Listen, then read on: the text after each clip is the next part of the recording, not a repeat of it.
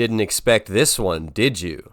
That's right, I think Rennala, Queen of the Full Moon, is a perfect boss. Stop! He's already dead!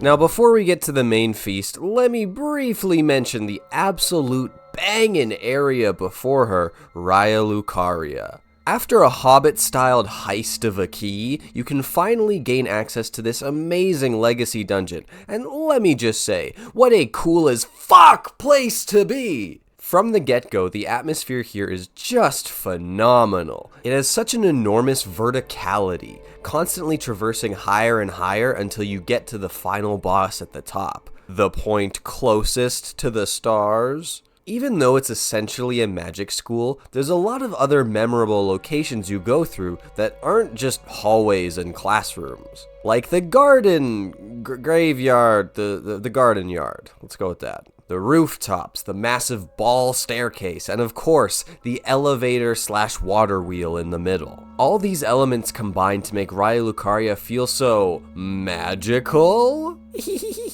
It's pretty linear to make your way through, especially when compared to something like Stormvale, but whenever you do explore, you are rewarded so highly for it. Carrion armor, amazing talismans, glintstone crowns, staffs, and a key for your idiot friend. This might be one of the only instances in the game where one location is so beneficially dominant for a specific stat. If you're going strength, you can find a big weapon at any fucking crevice in the map. Same with dex weapons, there's no one specific spot that's got all your katanas hanging out. If you're going for a faith build, there's about 900 different schools of magic you can do, from fire to lightning to dragons to yellow. But if you're doing intelligence, there's about a 90% chance that you're doing the basic sorcery, which means this place holds a bounty like no other. Everything you need to be a master sorcerer you can find in this one place, and I think that's fucking awesome. Even the boss herself gives you such fantastic loot, cool ass robes, a dope staff, and one of the best spells in the entire game. But I'm getting ahead of myself. Let's talk about Rennala of the full moon, and the majesty of the night she conjureth. It's no secret that when you meet her, Rennala is a bit of a shell of her former self. She got dumped by God for God, so I can understand how that can really mess up your mental state a bit. Phase 1, the true Rennala, really represents that quite well. She's surrounded by these little reborn scholars that are just so pathetic and disgusting, and this phase is essentially a fake-out phase. She can't attack you or even defend herself, and it's mostly just her little squadron that's doing all the heavy lifting. It's a boss like the Deacons of the Deep, where you gotta hit the one specific enemy in the crowd to hurt the main boss. That mechanic is refined here. You gotta hit the little glowing students 3 times to get Rennala to drop. But it's not like former bosses where these students just have one visual indicator to tell them apart. No.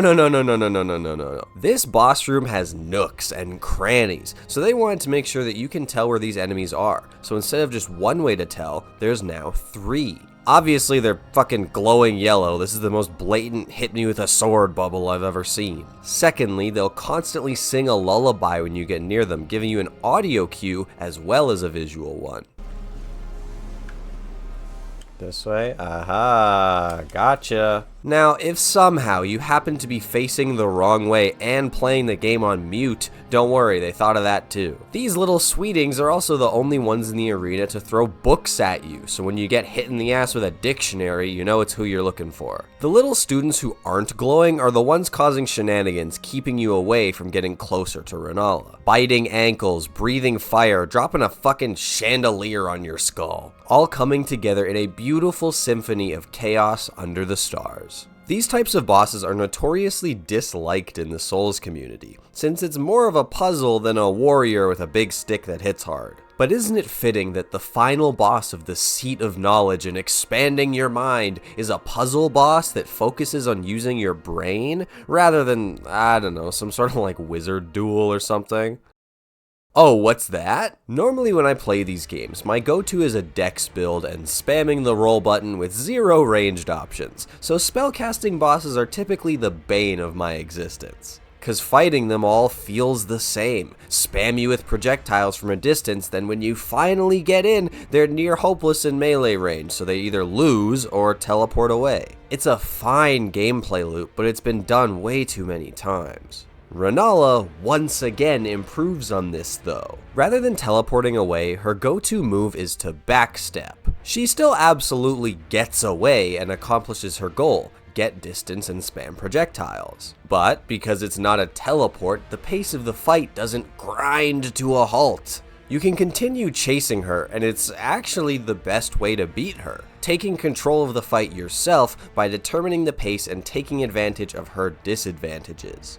Unlike a lot of other mage bosses, she actually has ways to keep you off of her other than retreating. First off, she has the spinny staff move, which is essentially a melee attack. When she summons one of her spirits, she pushes back any approaching attackers until her backup is here. Sure, it's annoying to constantly fight the summons, but they do one thing extraordinarily. They're fucking temporary. They're around for like 5 or 10 seconds, and then they disappear. It's enough time to give Rennala the edge without making the fight unbearably unfun for the player. And when she brings the dragon in, it adds a wonderful level of spectacle to the fight. Not that she needed it, she still got crazy aura around her at all times. Her best way of getting you off though is the reason she's called that in the first place. The moon. During this attack, Rennala is invulnerable, so have fun with your big sword. When she launches the moon, it slowly homes in on you before speeding up towards the end.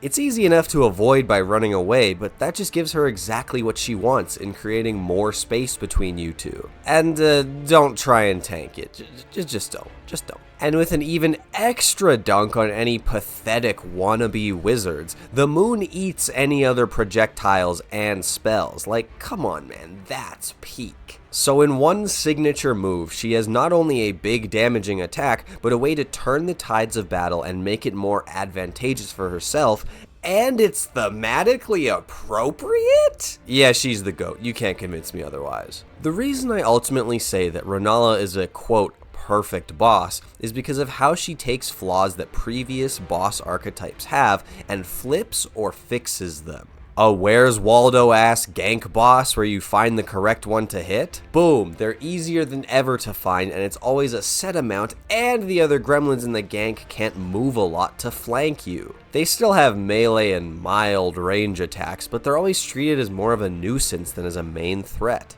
And they stop attacking you in the boss drops, like come on man. And it's the same for the second phase as well. Generic spell spamming, teleporting wizards go from helpless to oh shit you actually have too much help now, please stop summoning. It's not to say this boss can't be frustrating or annoying, I still get pissed anytime I see the Bloodhound Knight summoned, but it's how the developers took time to highlight the weaknesses of these disliked boss archetypes, put them together and elevate them to a point where, well, nobody talks about them. But hey, that's better than the usual hate train like certain other bosses get, just for being different than what players usually like. And if you can turn something that people hate into something they kind of feel indifferent about, in my eyes, that's a huge win, even if nobody else cares. And that's what this video is about, to highlight a boss that I think is really special. Shout out to Rennala, and shout out to you for watching this.